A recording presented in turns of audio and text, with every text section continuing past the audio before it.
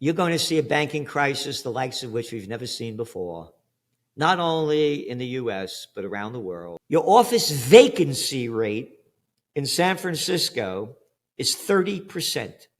You mean 30% of the office buildings are vacant? Yeah, that's right. Same thing in LA. Oh, over here in New York City, it's only 20%. Oh, up in Toronto, they're saying by next year it'll be 25%.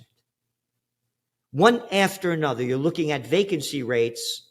Earlier in the month, the Wall Street Journal published an article titled, "Is the Banking Crisis Over? We are about to find out."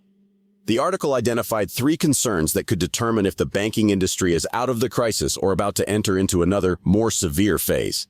The concerns are increased deposit costs and reduced deposits, bond losses due to rising interest rates, and the elephant in the room, commercial real estate loans. According to the WSJ, many mid-sized financial institutions, with a heavy concentration of commercial real estate loans in their portfolios, could be impacted by the low occupancy rates in commercial real estate.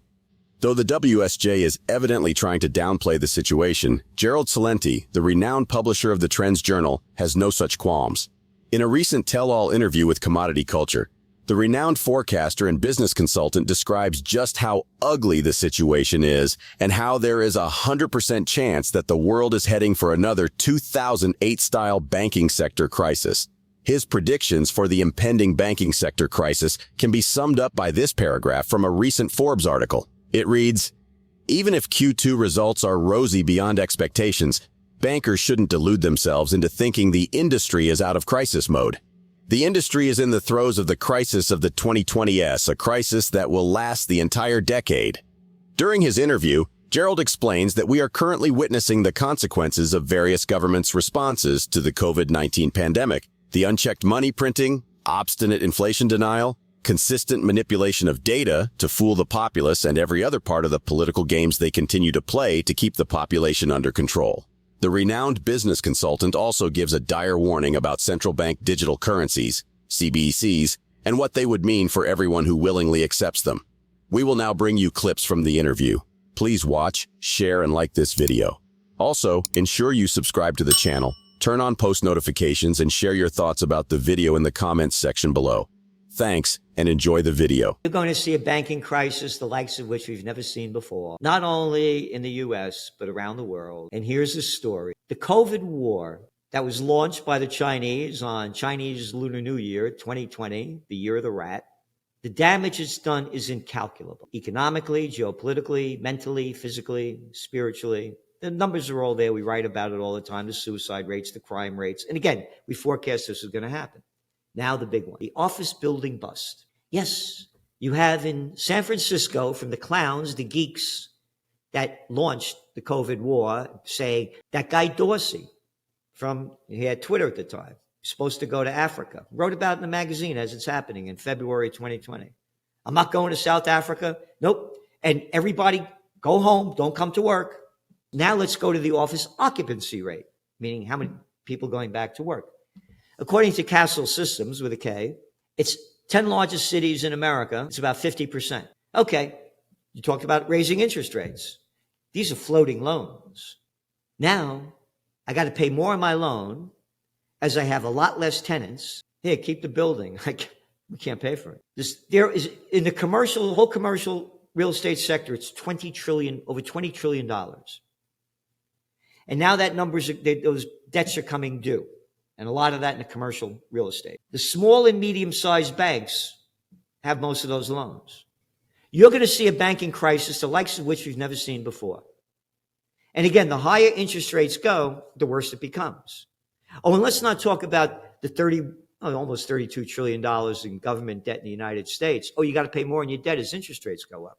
We won't talk about that. Don't talk about that. And then you go to other countries where they're raising rates like the UK and people have to now, the mortgages are going up along with the interest rates because of the kind of deals that they have. Same thing in a lot of Canada. You're looking at over 2 million people who are going to be losing their houses in the UK in the next year. So all this brought to you by the COVID war. And go back to 2019 before it happened. Germany was that far away from a recession. There were protests going on all over the world: Algeria, Lebanon, South Africa, Chile, the yellow vests in France, people taking to the streets, Colombia, Peru, all over, taking to the streets. 2019, lack of basic living standards, government corruption, crime, and violence. Then the COVID war comes. Can't go out protesting anymore. Get back in your house. Oh, by the way, don't worry about it. Here's free money. Here.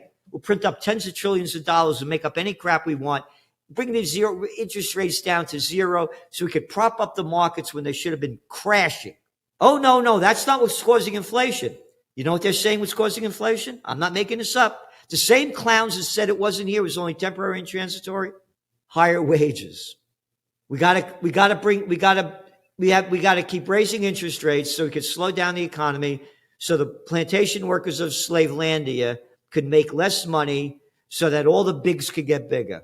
They're blaming it on higher wages, not what they caused by dumping in these countless trillions of dollars of worthless money, backed by nothing and printed on nothing. Last month, the International Monetary Fund, IMF, announced it was working on a global CBDC platform that it says could enhance transparency and make cross-border settlements cheaper and easier. While addressing representatives from African central banks during a conference in Morocco, IMF Managing Director Kristalina Georgieva said, CBDCs should not be fragmented national propositions. To have more efficient and fairer transactions, we need systems that connect countries. We need interoperability. For this reason, at the IMF, we are working on the concept of a global CBDC platform. Already, 114 central banks are at some stage of CBDC exploration, with about 10 already crossing the finish line. If countries develop CBDCs only for domestic deployment, we are underutilizing their capacity. An institution like the IMF that seems to be joined at the hip with the World Economic Forum, WEF, and shares its world domination ideology is certainly not one we want with access to all of the world's CBDCs. But that, unfortunately, is the endgame. Here is Gerald's dire warning for investors amidst all the propaganda and chaos. Going from dirty cash to digital trash. They're going to do it. Here's why. As I mentioned just before, the system that they've created by pumping in all this cheap money is unprecedented. The dollar is going to crash when they start lowering interest rates. The only reason the dollar is strong is because of high interest rates.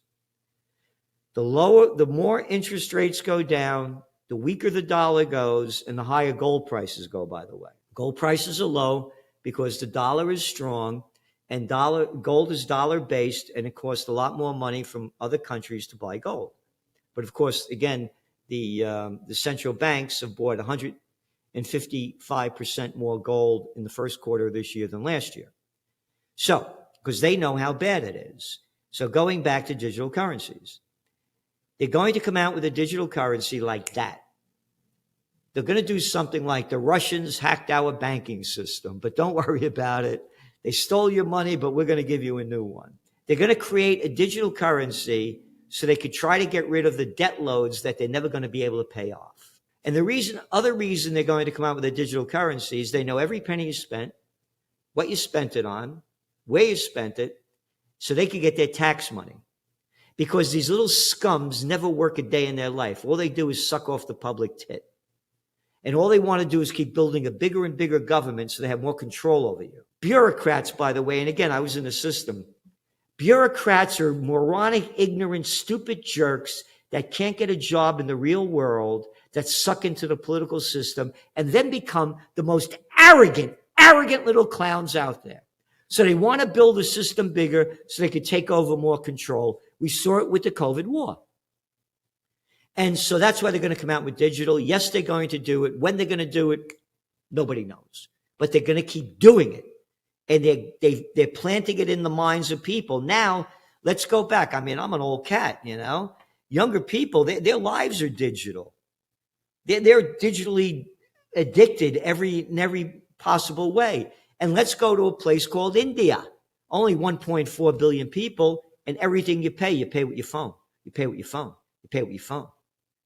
So in China, they're going digital as well. they're the first to do it. So in terms of the financial side, do you think holding an asset like physical gold or silver is an intelligent way to take your wealth outside of the financial system? On the precious metals, yes, definitely. And as I say, why would you keep your money in the bank when you're not getting anything on it and they charge you when you need to borrow money? And again, and I'm not making this up. Once upon a time, they had in America a bank holiday. It's a holiday. You can't get your money out. Oh, by the way, turn in your gold. And if you don't, you go to jail. I'm Franklin Delano Roosevelt. Oh, and turn in and we'll give you $25 an ounce. And then as soon as we get it all, we're going to raise the price to $32 an ounce. Why would you keep your money in the bank?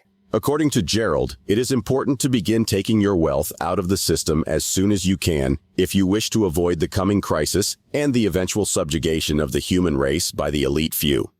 One way to do this is to invest in physical gold and silver. When shit hits the fan, these assets will provide a safe haven for you and your loved ones. Please share your thoughts on the banking crisis, CBDCs, and Gerald's predictions in the comments section below. It really helps with the algorithm so our videos can reach more viewers. Also, ensure you share and like this video to warn others and subscribe to the channel for more like this. Thanks for watching.